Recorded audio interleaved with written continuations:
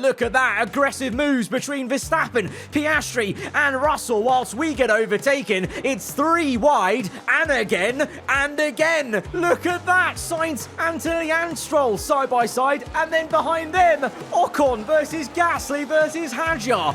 3 separate 3-wide fights on the same straight. Insanity as the fighting still continues between Verstappen and Russell now as we look to catch Behrman napping. It's a big lunge. It's a bit desperate. Behrman comes for the switchback and undercuts the racing line, but we're going to commit on the outside and get the overtake. But how incredible was that? So if you were still wondering about the AI, that may be the best illustration. Yellow flags. Bortoletto's had an issue. It's an AI mistake as well on the same lap. It is all kicking off. Let's look at a replay because we need to see all 3 of these battles. So Piastri versus Verstappen.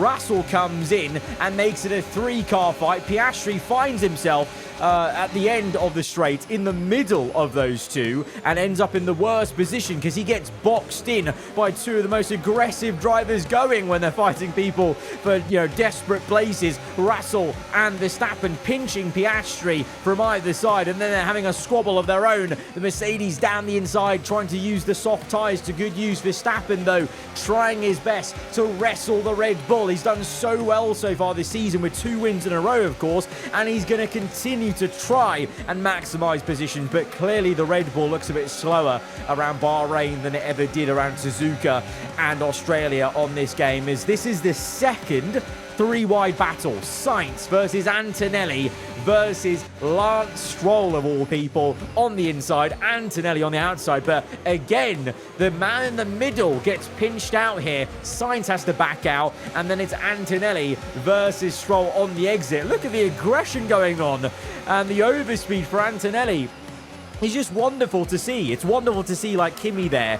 Oh, and he makes an error. Look at that. He gets a power slide on as well. Then here we've got the third 3-wide moment. Ocon, Hadjar, Gasly. So the 2 former teammates. This time, though, Ocon's in the middle and he doesn't get squeezed out. So there's a bit of difference there as well to the fight. Ocon in the middle actually manages to hang on. Just wow. That you guys know, I said it many times in F1 24 videos. I was praying.